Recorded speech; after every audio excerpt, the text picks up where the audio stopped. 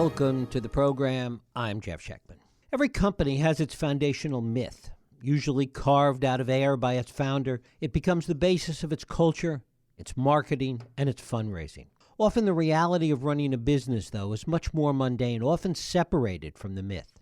Do no evil, change the world, reinvent transportation. All are a far cry from writing algorithms, providing customer service, or delivering lukewarm food.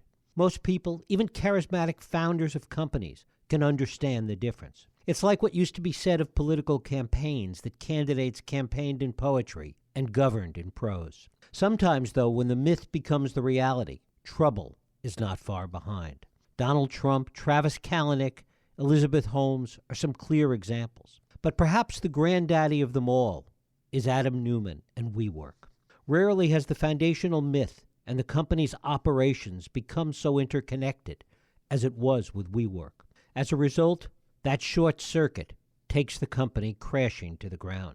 It's the stuff of movies, of high drama. Even for essentially what was a dull real estate company, it's the Silicon Valley fable. An outsider enters, disrupts a space dominated by legacy players. Everyone doubts him or her, and he or she leverages changing technology, communication tools, and refuses to play by established rules, and wins against all odds. However, as we've seen, when the myth and the reality become so interconnected, it's hard to tell the difference. There's the inevitable crash, as there was for Adam Neumann and WeWork. We're going to talk about that today with my guest, Reeves Wiedeman. Reeves Wiedeman is a contributing editor at New York Magazine. He's written for The New Yorker, The New York Times, Rolling Stone, and Harper's. And it is my pleasure to welcome Reeves Wiedeman here to talk about his book, Billion Dollar Loser, The Epic Rise and Spectacular Fall of Adam Neumann and WeWork. Reeves, thanks so much for joining us. Thank you for having me, Jeff. Well, it's great to have you here. The foundational idea of WeWork was really pretty simple, it seems, at its core. It was the idea of subleasing office space, co-working space at a time when there was a need for flexibility coming out of the 2008-2009 financial crisis. Talk about that first.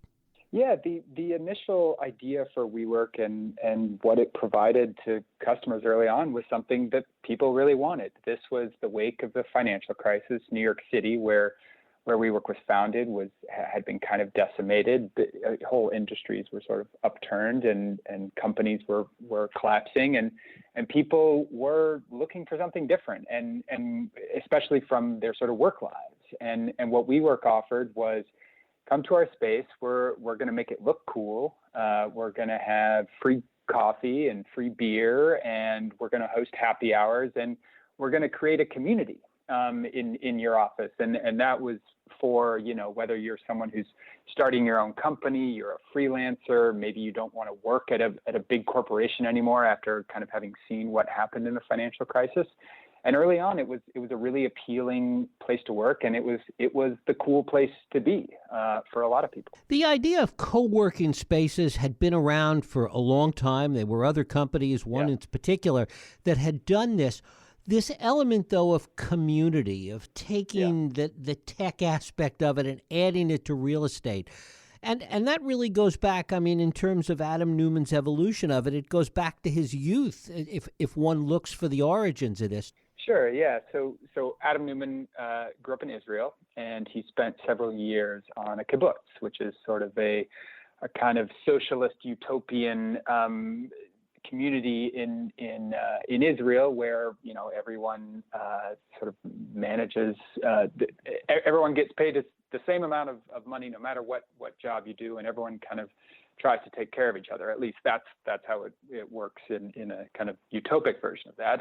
And Adam and his co-founder Miguel McKelvey, who grew up in sort of this communal living situation in Oregon, sort of came together, and as they talked about the origins of WeWork, that sort of ethos is what they said they were trying to push. That they felt like this was a moment when our physical connections to people were being, torn apart in various ways, and they wanted to try to rebuild some of that and to give people these office spaces that sort of built connection and built community. And I think especially early on, it was something that differentiated WeWork. There, as you alluded to, there were other companies who provided office spaces, flexible office spaces with some of the same amenities that WeWork did, but they were kind of boring spaces. They were just sort of practical spaces.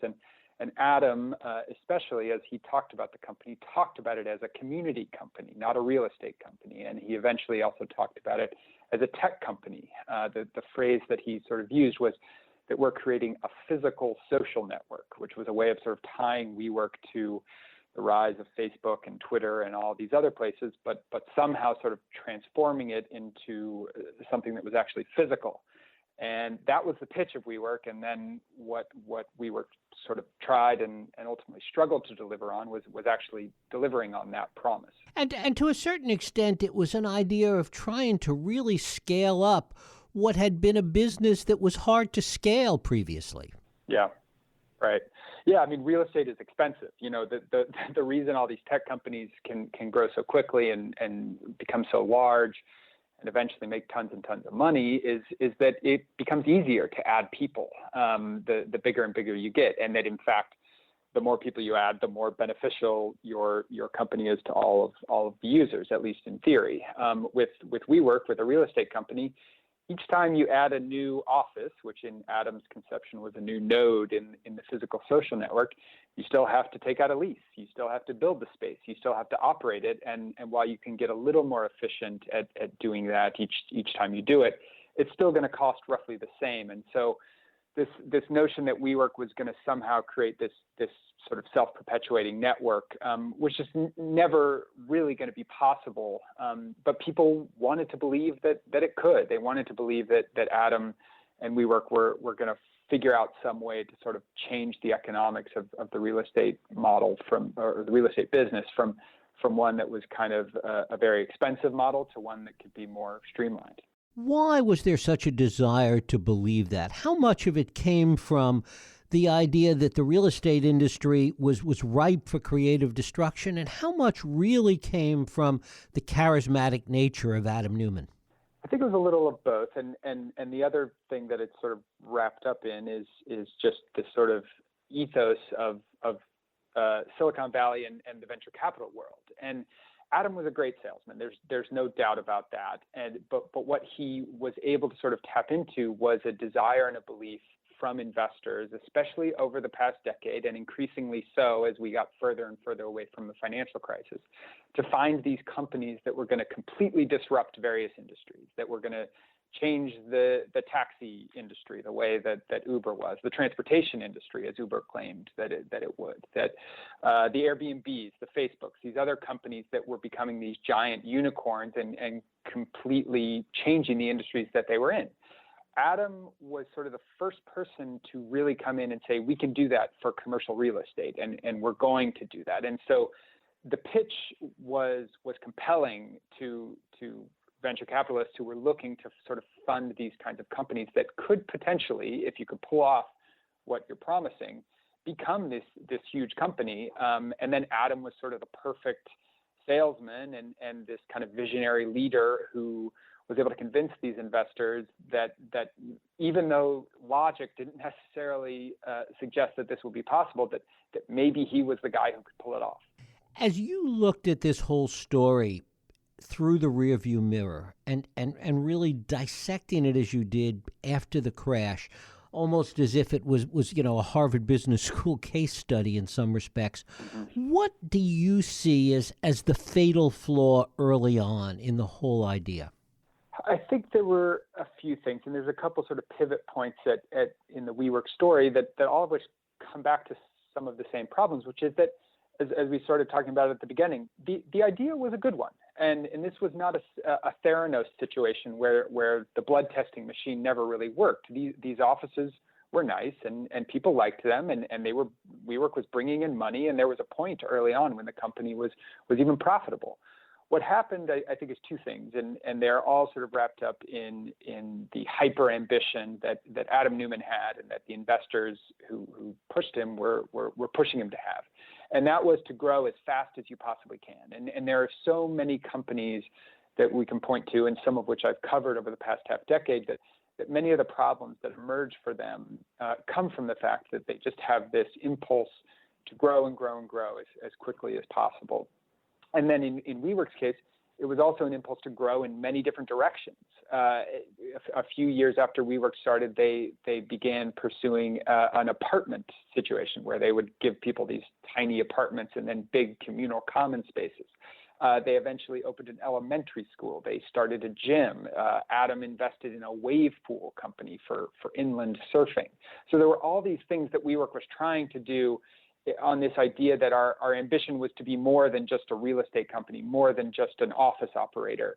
And I think that when you look back at the company, all of that sort of distracted it from the thing that they were actually good at doing. And one of the things that we hear over and over again with respect to startups, that in order for them to grow as fast as they need to grow, that there needs to be this massive amount of focus on one particular area of the business. WeWork, in many respects, was exactly the opposite of that. Yeah, I think that's right. And there were many people I talked to who wished that the company had simply focused on its office business and had not done all of these other things. And I think there is, this does go back to mention Uber again.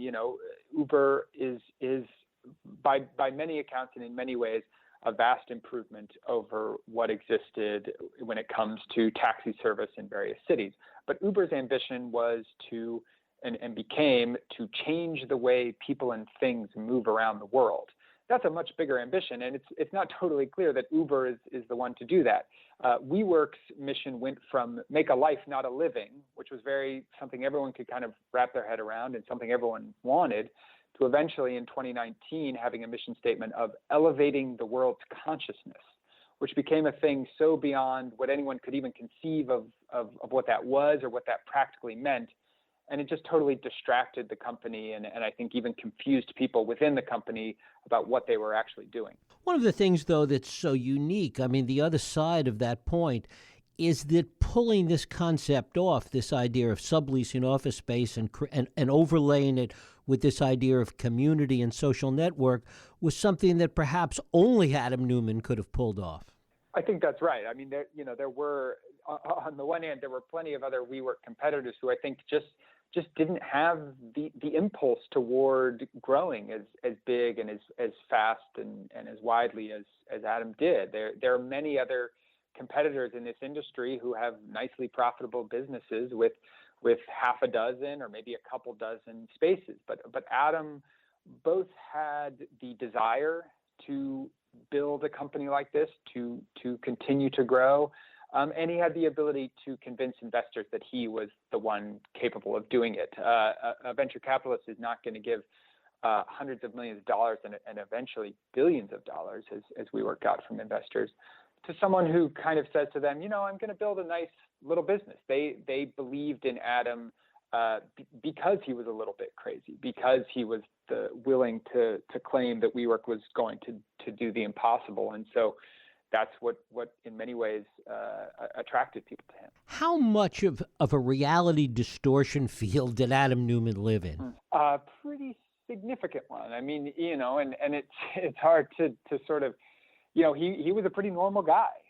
He'd had a few companies that he started before WeWork, none of which were all that successful. And then suddenly he became this huge big deal. It was on the cover of magazines and on TV shows and all of these things. He became sort of the sort of celebrity entrepreneur that he had hoped to become, and that many sort of young entrepreneurs were aspiring to be over the past decade. So I think, that's the way that employees certainly talk about him, and investors, is that he was just kind of a person who, in the same way that Steve Jobs or other people who lived in their own reality distortion fields are capable of convincing you that the impossible was possible. And it is a tricky line where we want to encourage people to push beyond what's sort of commonly deemed to be acceptable or possible or doable,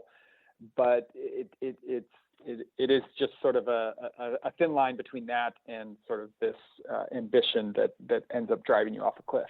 Talk a little bit about Adam Neumann's wife, Rebecca, and her involvement in the company and her involvement in terms of the influence she had on Adam and the influence she had within the company. Yeah, she's sort of a crucial and a little bit vexing figure in the WeWork story. Rebecca's first cousin is Gwyneth Paltrow, the actress, which is significant in a couple of ways. One of which is that early on, when Adam was just kind of a struggling entrepreneur, and he and Rebecca got married shortly before he started WeWork, a lot of the early investment came from just kind of the friends and family that Adam was now a part of in kind of the sort of moneyed class of New Yorkers that Rebecca, his wife, was just naturally a part of, and that Adam had kind of aspired to work his way into. So she was crucial in that respect early on in helping, frankly, just get WeWork money to get the business off the ground. She was not an early employee in the sense of being in there day to day. There was a sort of transition kind of in 4 or 5 years into the company's life when she started to become more of a presence, when the company itself started to talk about her as a founding partner, which sort of confused a lot of the early employees who didn't remember her there. But she did the thing that she sort of took on was the branding of the company, and their branding was a big part of the WeWork story. They branded this idea that we are building office space that is more than office space, that is something elevated, and she was a part of that on the way up, and then on the way down in these sort of 6 weeks of WeWork's terrible attempt at an IPO in the fall of 2019. She was responsible for part of what's called an S1. It's this document that any company files before they go public, and Rebecca took on this task of sort of beautifying the S1. This is a document that's traditionally charts and graphs and numbers and a lot of footnotes and small text. WeWork's, partly prompted by Rebecca, as she said, needed to tell the story of we, and so there were all these photos, and there were kind of these mottos and taglines that were very flowery. And, on the one hand, it just kind of became this big distraction for the process as WeWork was going. And then eventually, once the document was released to the public and it had all these things that seemed to have little to do with renting office space, it became one of the big reasons that the company came in for such mockery. Rarely has there been an example, and this really goes to one of the things that arguably led to the crash, is the way in which branding and economics became conflated. Yeah, I mean, the core of much of WeWork's sales pitch was branding. It was not necessarily that, WeWork was more expensive than a lot of other office spaces. This was not the case of a company, sort of a tech company, making things cheaper by the way that they're operating. In fact, WeWork was often more expensive than other offices. What they did was brand the space to create a sort of lifestyle brand for offices, and it worked for a long time. And I think, what became I think a problem for the company was when the branding became separated from what they actually did. Again, when they were talking about just kind of making a life, not a living, or building a better day at work, like those were things that people could wrap their heads around. And then once you start talking about elevating the world's consciousness, that just has very little to do with the way that you actually make money. And so the branding was both sort of crucial to how the company made money. And then I think once the branding went off the rails, that became a big problem for people trying to even understand what they did. Beyond Adam and Rebecca Neumann, in many ways, the third most important character in this story seems to be Masayoshi Son and Japan's SoftBank investment fund. Talk about the importance of that. Sure. I mean, this is perhaps the most crucial moment in WeWork's history.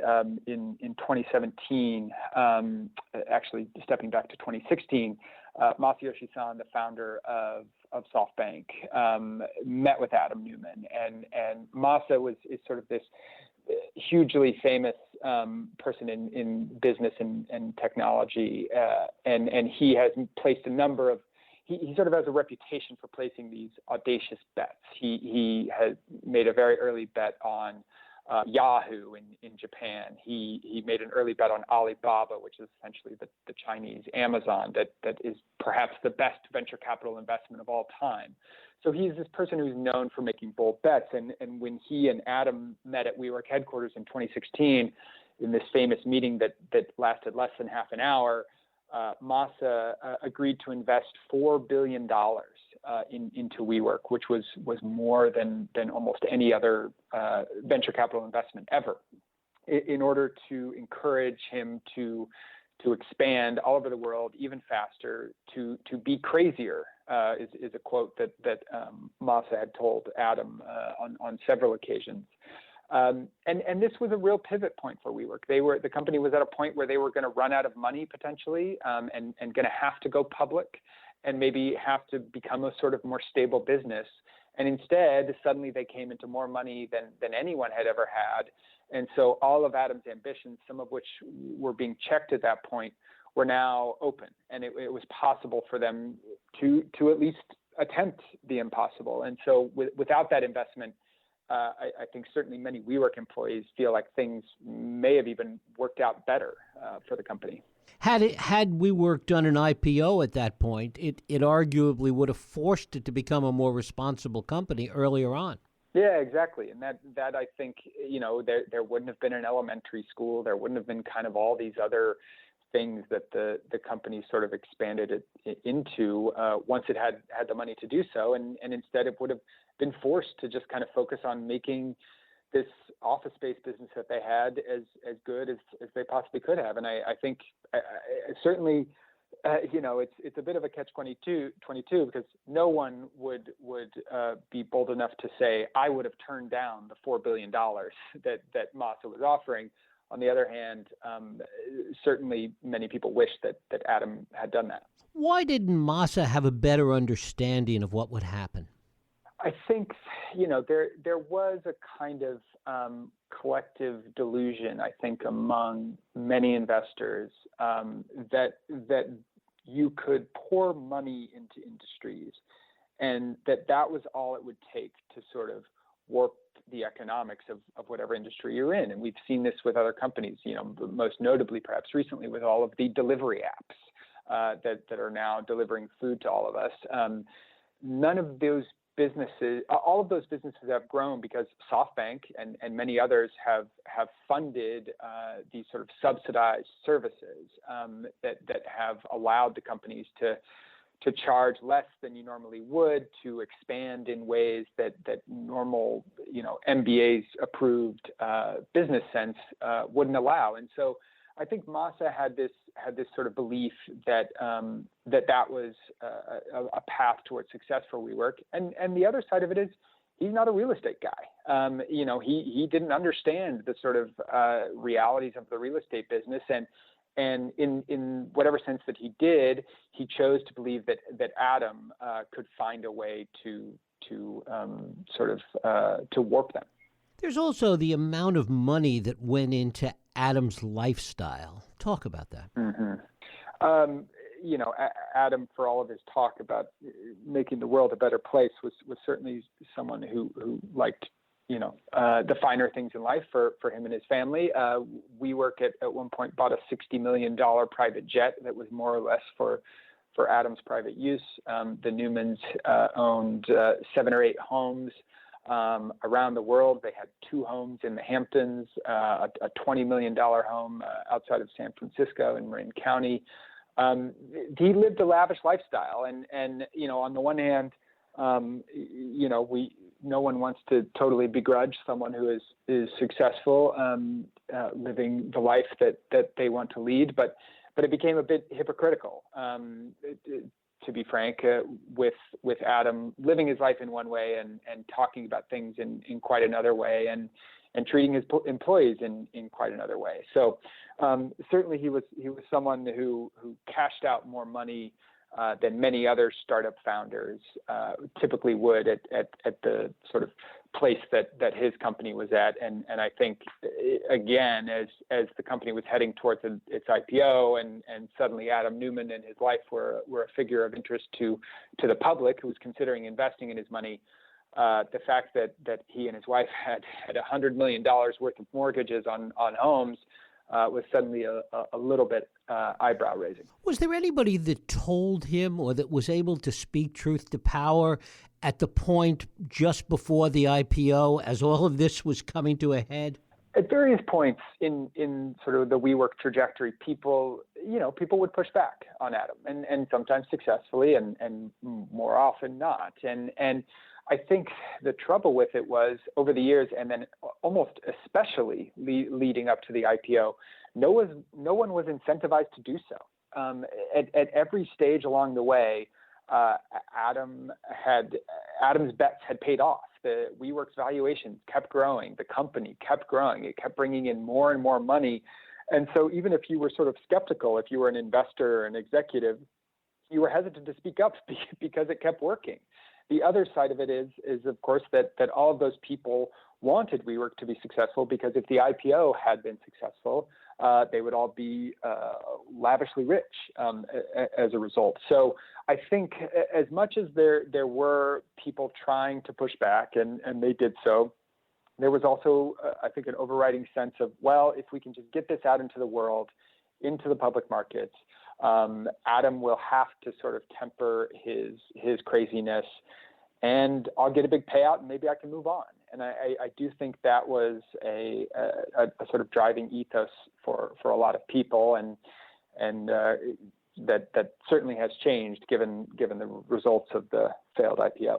The other thing that seemed to be driving the crash faster at the end is exactly what you were talking about, all the people that realized they might not get rich as a result of an IPO, the anger that it generated or the fear that it generated, and the way in which people almost started turning on each other.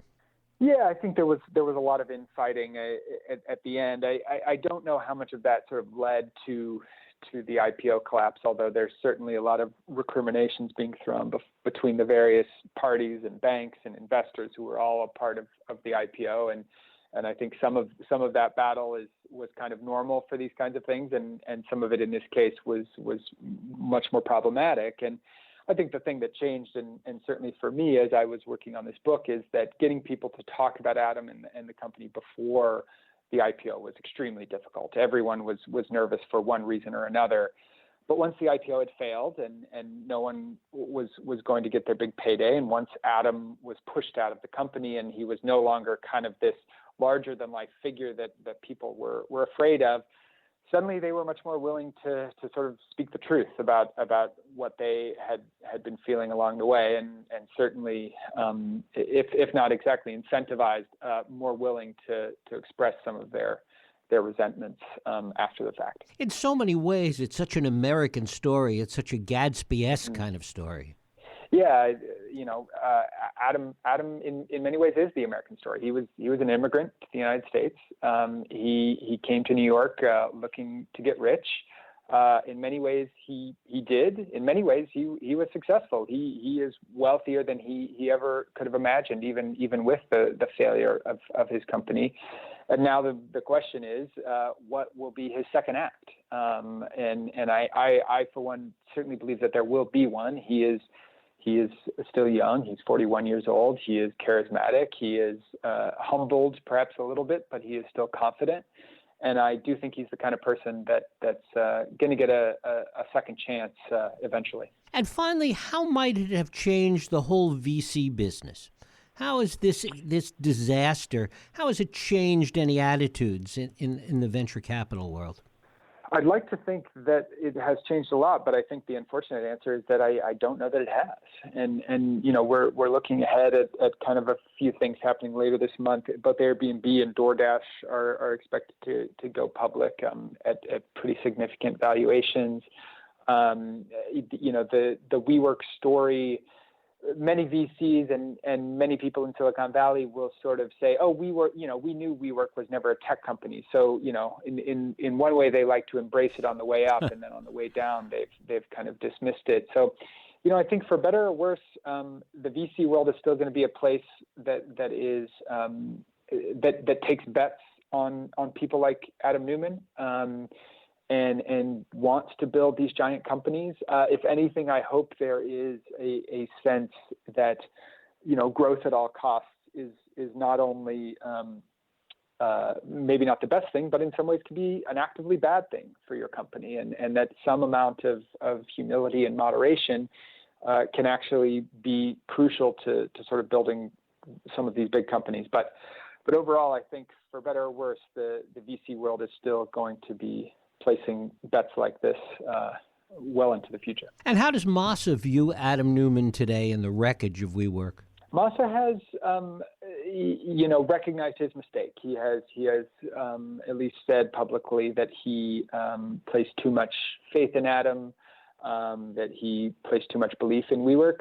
Frankly, I think in some ways a lot of his comments are a bit of a cop-out. He is trying to blame Adam in many ways, but Masa was the one who enabled that, who enabled Adam to think bigger and bolder. So, I do wonder what lessons he has learned, and if at whatever moment the next Adam Neumann walks into his office looking for money, if he's really gonna say no, or if he's just gonna take another chance and hope for the best. Reeves Wiedeman, his book is $1 Billion Loser: The Epic Rise and Spectacular Fall of Adam Neumann and WeWork. Reeves, I thank you so much for spending time with us. Thanks for the conversation. Thank you.